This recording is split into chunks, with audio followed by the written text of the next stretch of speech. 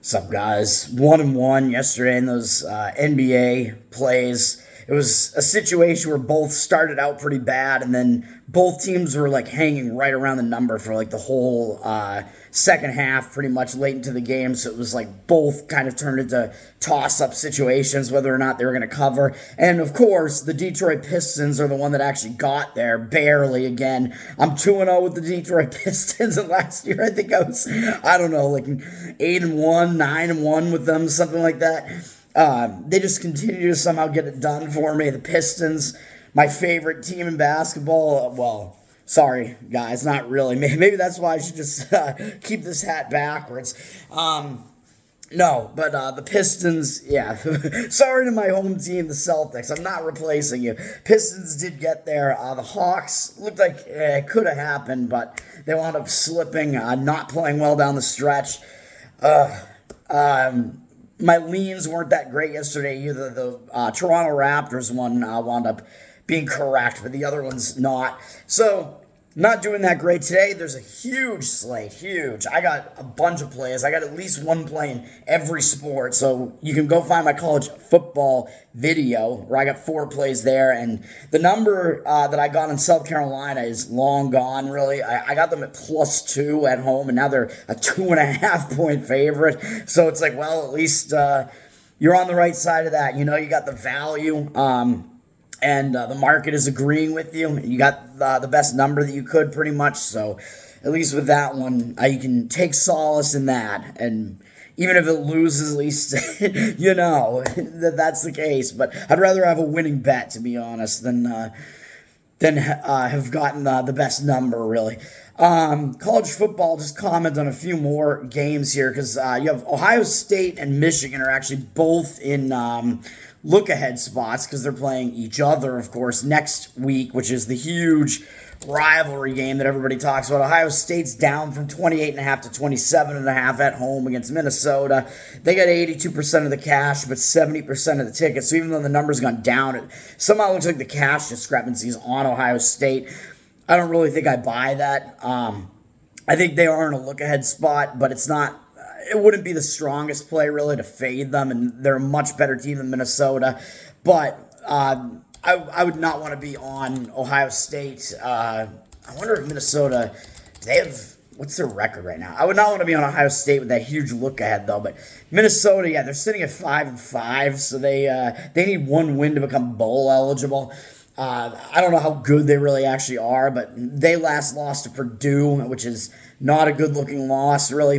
They do have a final home game up next against Wisconsin, so that's the more likely game for them to win to become bowl eligible, of course. But it might mean that they will bring some focus. I mean, you're playing a big team in Ohio State, and you still need a win to become bowl eligible, whereas Ohio State might have one eye kind of looking forward to Michigan. And then on the Michigan side, I think Michigan is in the worst spot of the two. I think they're kind of in a sandwich, even though I didn't quite get there on this. They're down from 21 to 18.5 as a road favorite with 67% of the cash, but 65% of the tickets. So again, it looks like the cash discrepancy is a little bit on Michigan, which doesn't really jive with where the numbers move because they've gone down to an 18.5-point favorite. They're at Maryland.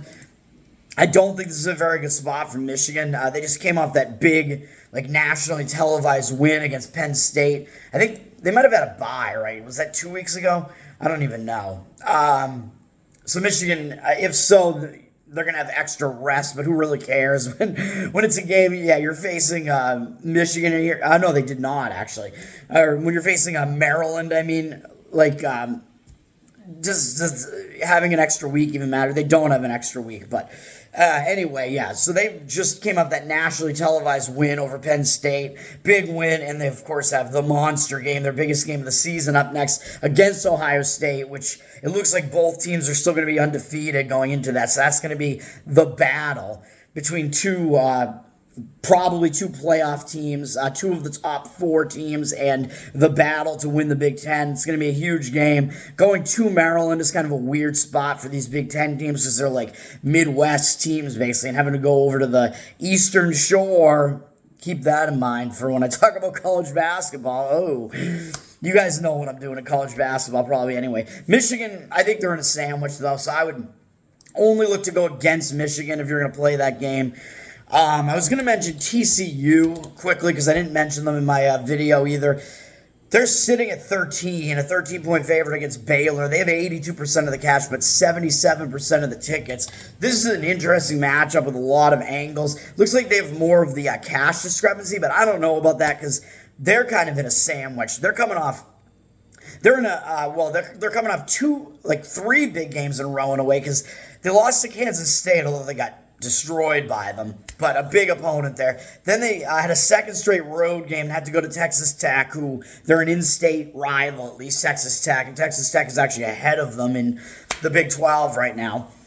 So another big game. Then they went last week, they played Texas, which was a huge game. Texas, I think Ewers, their quarterback, returned to the game. It was a close game, and TCU wound up losing by 3, so they were almost able to pull off a home upset of their biggest rival in the state and the leader of the Big 12 right now, Texas. That would have been a huge win. So coming up that huge game, it's like, I don't know, man. TCU, they're sitting at 4 wins, so they need 2 wins to become bowl eligible. They have Oklahoma up next, so they have the sandwich between Texas and Oklahoma, so that is a sandwich. And Oklahoma, another huge opponent, of course. And are they thinking, well, that it's even possible that they can win that game? Because they're certainly going to be an underdog on the road at Oklahoma, so that's going to be a tough ask. They have to win both of these games to become bowl eligible, but the thing, because this is a sandwich for TCU and they're coming off such a close call against Texas, normally I would want to fade TCU in this spot, but because it's their final home game of the season, so it's senior day, they're playing Baylor, who's way down this year, but it is another Texas matchup at least, and they're 4-6, so they need 2 wins to become bowl eligible, so they have to get this game first, and they are a big favorite, so it's like they can't really afford to overlook them and have that sandwich catch up to them, even though maybe in the back of their minds they know they're probably not going to beat Oklahoma, but they might have that motivation because it's senior night, because there's still the possibility of bowl eligibility, so that's what keeps me off of it a little bit. Baylor on the other side, their final home game is next week against West Virginia, but this is an in-Texas rivalry, and they're the lower of the Texas teams right now, so I think they might bring some motivation as well. They got blown out last week against Kansas State, where I thought Kansas State was in a pretty bad spot, where Kansas State might not be at their best, but I lost on that one. Baylor is not going to be bowl eligible, so they don't have that much left to play for, but does that mean they're going to become motivated in this? And yeah, I see reasons for both of these teams to potentially show up in this game, so I just think it's kind of interesting. There's a lot of conflicting angles there, and also the same with Central Florida, Texas Tech, another one of the teams that I was on last week in Central Florida, which was a nice win. Texas Tech has gone down from 3 to 2.5 at home. They have 67% of the tickets, but only 54% of the cash, so it looks like the indicators are kind of all on Central Florida, with the line going down a little bit on Texas Tech. Looks like they're kind of public. It looks like the cash discrepancy is on the Central Florida side. You got Texas Tech.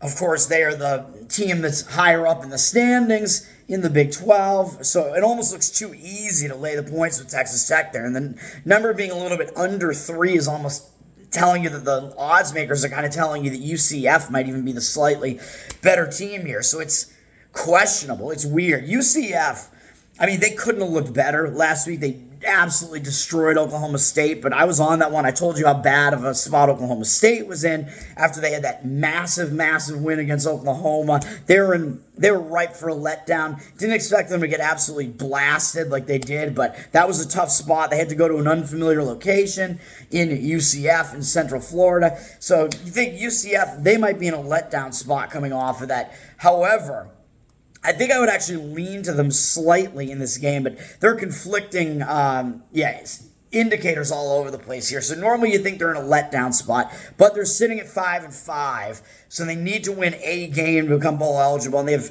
both of these games I think are winnable games left. They're at Texas Tech here with a short line, and they're hosting Houston next, where probably UCF will wind up being a favorite in that one, although I'm not totally sure about that, but they're both like winnable games for them. So they need one of those two to become bowl eligible. But, I mean, you might as well get it over with now, I would think. So And the other thing, even though they looked too good last week and they might be in a letdown spot, that game might have been less effort than what Texas Tech has been dealing with because it was such a blowout. The game was over, like before it was over. So they might have kind of packed it in and they didn't have to put in the rest of that effort towards the end of that game. So there was all that going on there. And then, like I said, the market is kind of indicating on UCF. Texas Tech, they're in a sandwich spot, really.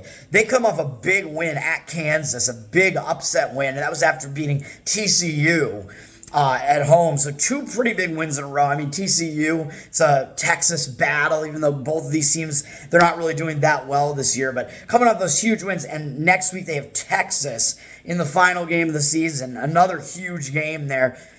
However, this is their final home game, and they're also sitting at 5 wins, so they need a win to become bowl eligible. It's probably not going to happen at Texas, so I don't know if that's what they're going to be thinking. Like, we need a win. We got to get this right now, so that might mitigate some of the sandwich aspect of this. But they had a tougher game last week than Oklahoma State did, than UCF did against Oklahoma State, just because it was a closer battle on the road at Kansas. So both these teams are in weird spots, or if it was in the middle of the season, I would say they're both in like go against spots. But because they're both sitting at 5 wins and need to become bowl eligible, it's senior day for Texas Tech. They both have reasons to kind of show up in this game as well. So that's interesting. Those are my thoughts there. And finally, I'm going to talk about one that I didn't really notice, and this is one that I would be close to actually playing. And this is NC State at Virginia Tech. I have a strong lean to Virginia Tech in this one, even though they've gone down from 3 to 2.5 at home. They have 52% of the cash, but 65% of the tickets are on NC State. So what do we have going on in this game? Well, I think there's a lot going for this. Hold on. I gotta pull this up on my computer here. I should have had all these ready. I think this is a bad spot for NC State if you dive into this further. They're in a North Carolina sandwich. They just won at Wake Forest, which I thought that was a bad spot for them because they came off a bunch of big games, really. They lost badly at Duke and then went into a bye, so maybe you can discount that one a little bit. They came out of the bye and they haven't lost since then. They beat Clemson at home as a big dog, which is a big win. Then they beat Miami fairly decisively, which is also a pretty big win, really. Miami, a name team. Then they went to Wake Forest, and I mentioned I thought NC State was kind of in a down spot in that one. And they went and they won again, and they might be crushing Wake Forest's dreams a little bit there because Wake Forest needs wins to become bowl eligible. I think they're in a situation now where they need 2 more wins to even become bowl eligible, and that was the case. Now that means they're going to have to win at Notre Dame because they couldn't get that winnable game against NC State at home. Rough going for Wake Forest there, but that was a battle of North Carolina for NC State. It's still kind of a rivalry, even though Wake Forest, I think, is the more motivated team in that one, being the lower of those two teams. NC State did it again. Now they have a second straight road game. Are they really going to pay that much attention to Virginia Tech when they have North Carolina next to finish the season? North Carolina, man, obviously North Carolina, huge rivalry there. NC State kind of plays second fiddle to them in a lot of ways, especially in basketball, but that's like the big North Carolina rivalry. They got to have one eye looking ahead to that. So this is kind of a North Carolina sandwich. NC State sitting at 4-2 in conference and 7-3 overall. So they don't have that much left to even really play for in this game.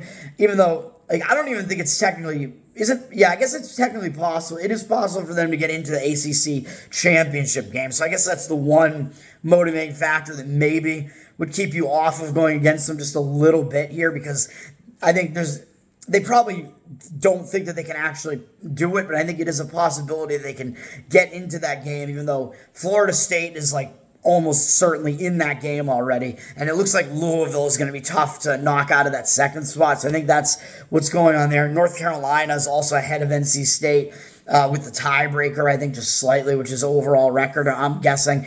So that's the situation there, but there's an outside possibility they might be able to do it, and they are actually tied with Virginia Tech in conference. So that's the one thing that keeps me off it a little bit, but otherwise, I think it's a massive look ahead to that North Carolina game. It is a sandwich in between the two North Carolina opponents, and they're coming off a string of big games. This is their second straight road game. It's kind of, not the best spot for NC State at all there. For Virginia Tech, I think they're going to have to be motivated here because they're sitting at 5-5. They need one more win to become bowl eligible. This is their final home game.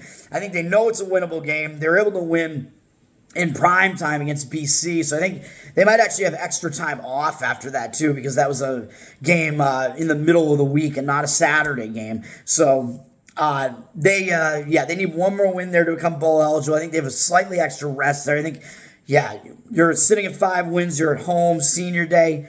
You have kind of a big opponent coming into your house. For Virginia Tech, I think you're going to be focused.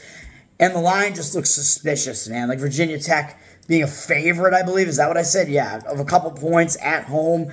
It's going to look sus. And like I said, the public is on the other side of this one. And with NC State, they're the bigger name team. They have the better record. I think people think NC State is the better team, and maybe they are, but just very slightly.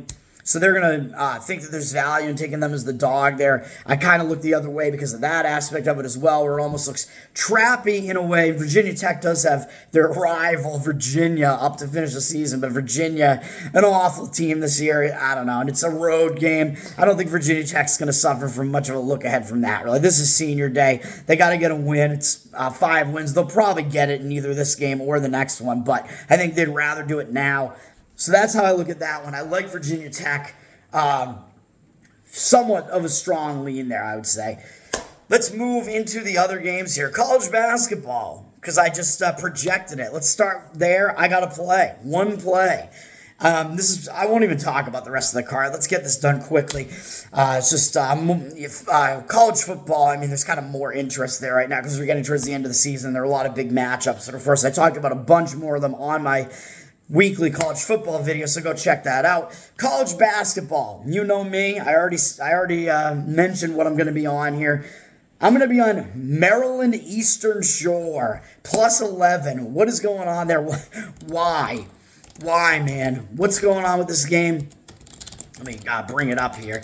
Why would you ever want to be on this? Well, you know me. I mentioned that I liked Pennsylvania in their previous game. That was a Philadelphia battle where Pennsylvania is the little brother there, and they had a huge game at home. I watched a lot of the second half of that game. They beat Villanova. They had a big lead towards the end of it. They played out of their minds. Great game for Pennsylvania. Huge win, huge upset, double-digit upset win. You beat your in-city rival, basically, because I think these are all Philadelphia teams.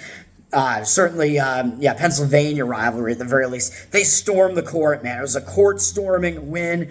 Villanova's a ranked team. Huge win. Kind of like a win of the season type of win for Pennsylvania. Big time win.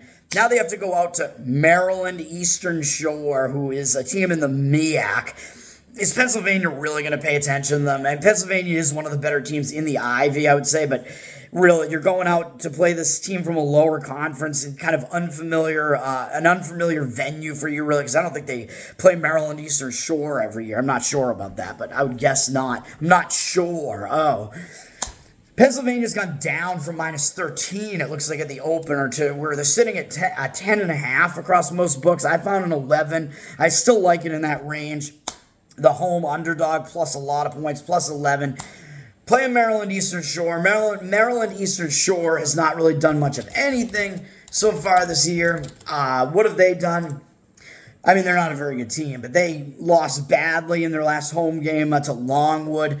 That doesn't look great. I think Longwood's one of the better teams in their conference as well, though, and I think they're in the Big South, maybe, something like that. Longwood's been a pretty competitive team in that conference, so I don't know how much stock I put into that loss. And their other loss was to Temple, who's well, we don't know, but Temple's certainly a better team than Maryland Eastern Shore. We don't know how good Temple really is, but they're kind of in the mix in their conference in college basketball in a lot of cases.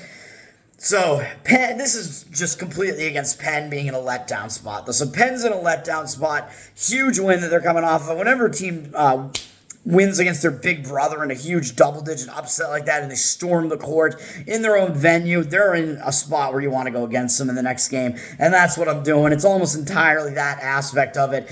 And Penn does also have another Philadelphia team coming up next in Lafayette, who they're in the Patriot League, I think is their conference. Lafayette, not a very good team, though. I think they've been one of the lower teams in that conference, but it is still a Philadelphia battle. a Pennsylvania battle. So that might give this a little bit of that sandwich aspect to it. It's a Philly cheesesteak sandwich here, baby. Pennsylvania in a bad letdown spot. They got to go out to Maryland Eastern Shore, where I don't know how excited you can get about playing those guys. Maryland Eastern Shore coming off a loss, staying at home. I think it's a better spot for them to turn it around and at least have a competitive game and stay within the numbers. So that's the college basketball play. Only my second of the year, and I'm 0-1. I've been not wanting to get involved yet in college basketball, though it's going to ramp up certainly in the near future. So that's that. Maryland Eastern Shore plus 11. First play of this video. Hockey, there's a huge slate, a huge Saturday slate, and really much, it pretty much doesn't even interest me, man. I looked at the card. I'm not excited about this hockey slate. I really am not. There's one of those Sweden games, which I forgot to mention, because Detroit and Ottawa played out there in Sweden, but there are actually 4 teams out there. Minnesota being one of the other ones. I forget who the other team is. I think there are 4. I forget who the other one even is. There is another Sweden game, which is at 11 a.m. my time, which is coming up in like 45 minutes. Minnesota's flipped from a plus 107 dog to a minus 118 favorite with 71% of the cash on them, but 57% of the tickets on Ottawa. So it looks like there is strong market indication on the Minnesota Wild, with the line flipping favorites to them with the cash discrepancy on them, even though the public looks like they're kind of more in Ottawa at this point, which is kind of weird. Ottawa is coming off that barn burner game against Detroit, where I think, did they beat Detroit?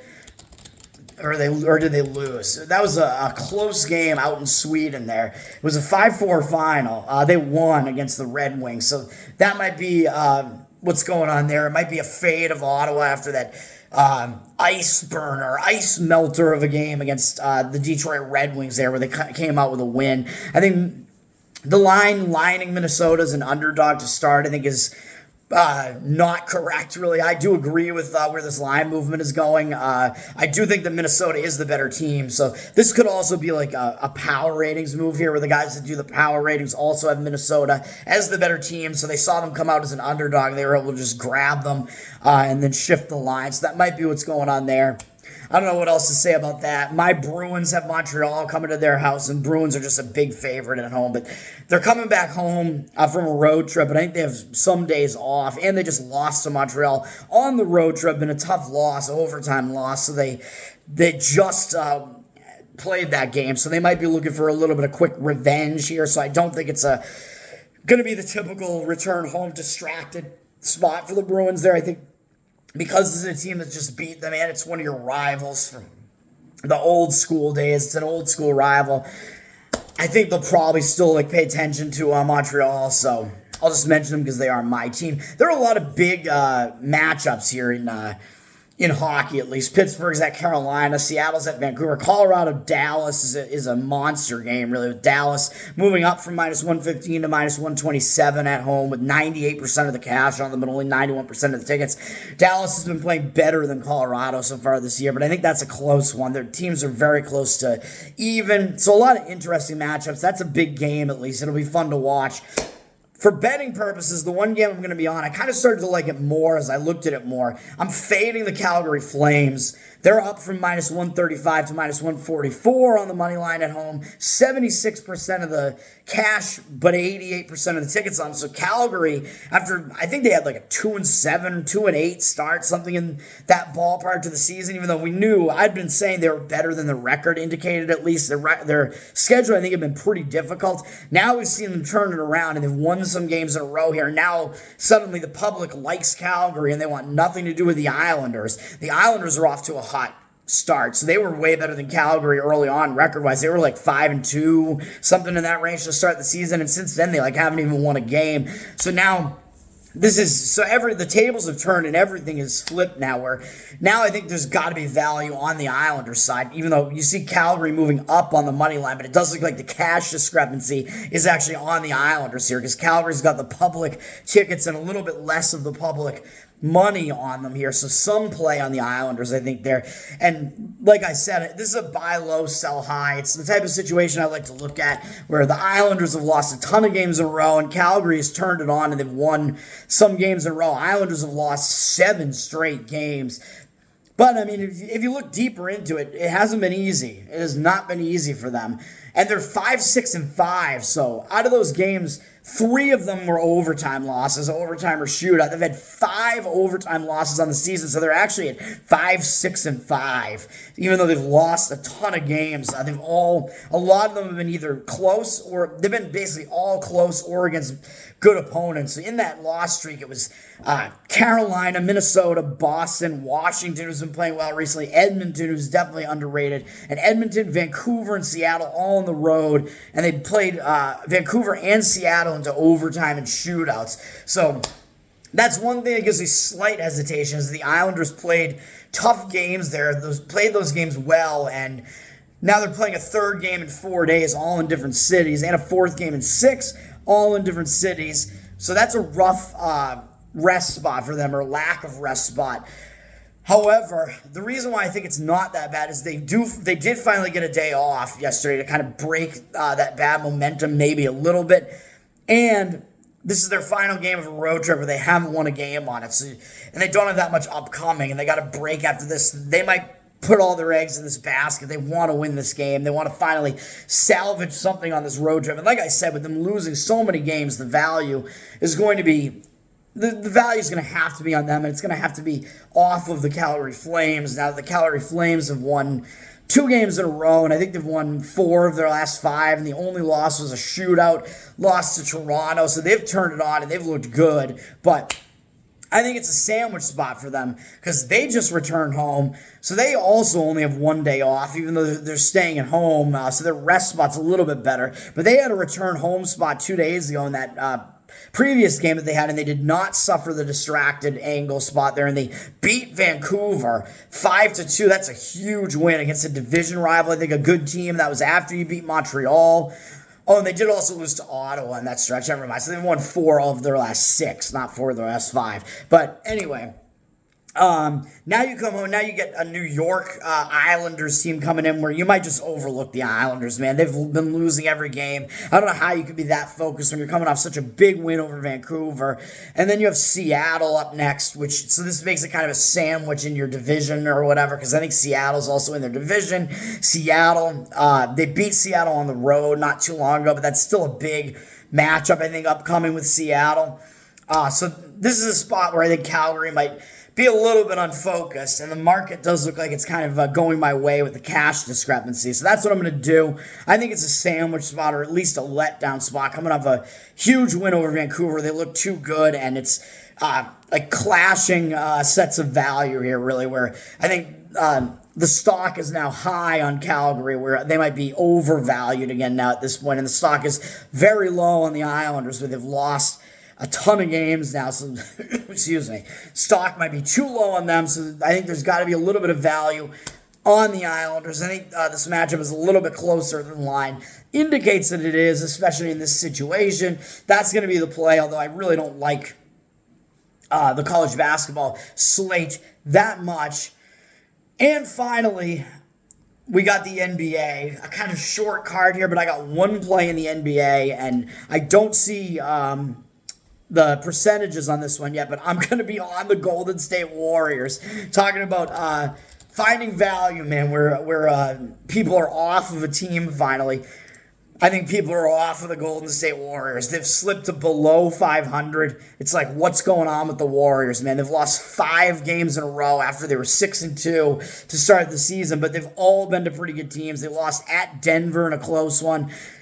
Came back, lost to Cleveland in kind of a sandwich spot, really, between Denver and Minnesota. They lost both games to Minnesota, but both games were close. Minnesota's been playing really well, and Curry did not play in that second game. They lost, and then that all culminated in a blowout loss against Oklahoma City. And I had mentioned I didn't know which way to go on that one. I thought it was kind of crazy that Oklahoma City was it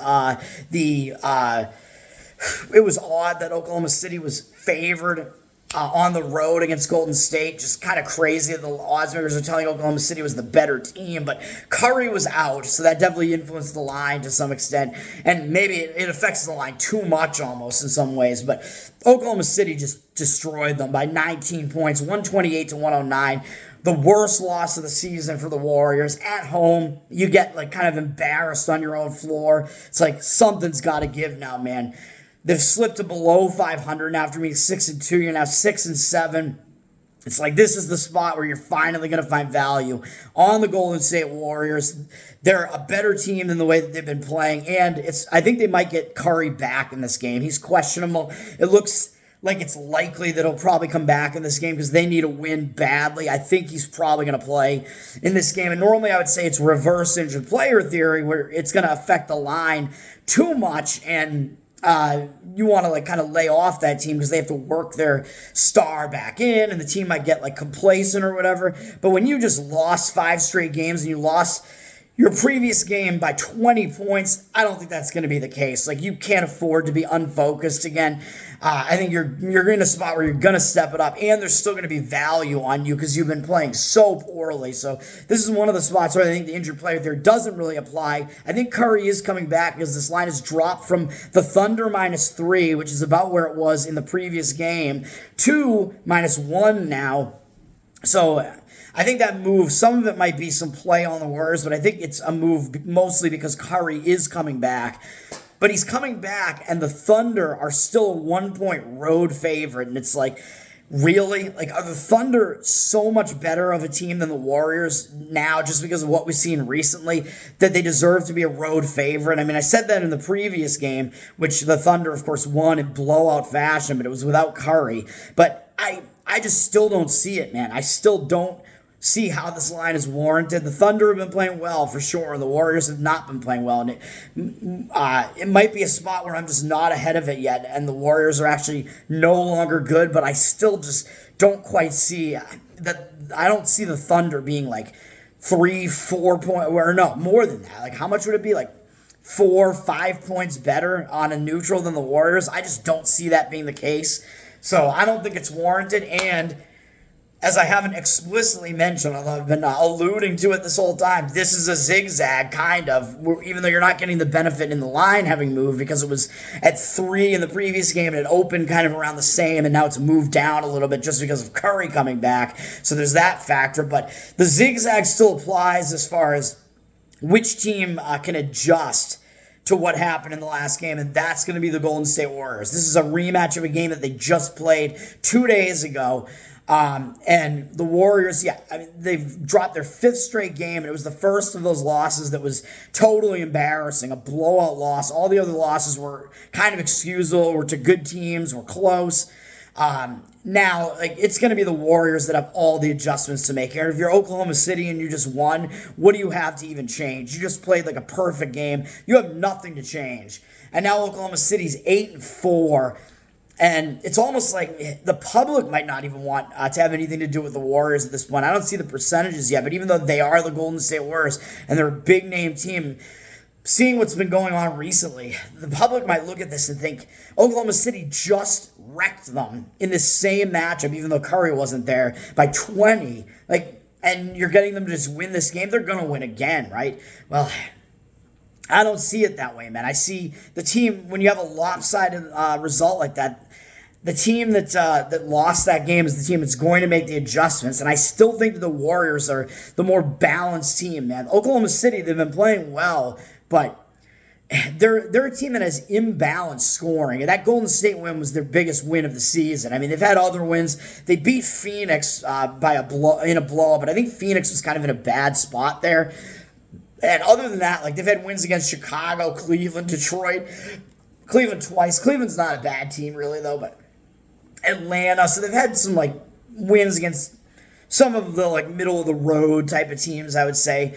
So Oklahoma City, maybe they're a little bit better than we think they are. And like I was about to say, Golden State is a more balanced team. They can score in a more balanced fashion. Like, they're not just Stephen Curry. And Curry's, like, in his mid to late 30s now, so they can't just be him, even though he is still a great player and he's the star of the team still. But they can spread it around. Oklahoma City hasn't really shown that ability to do that, man. Like, their scoring is all Gilgeous-Alexander. Like, they don't get much from anybody else. Gilgeous-Alexander is like a triple-double threat almost type of guy. Like, it's crazy how much they have to rely on this guy. He's been their top scorer in all but 2 of their games so far. So 10 of their 12 games. He's been their top rebounder in half of their games, basically, in like 5 of them, I think, or something like that, 4 or 5. And he's been their top assist man in many of them, which, of course, I mean, I guess that kind of indicates they are spreading it around a little bit.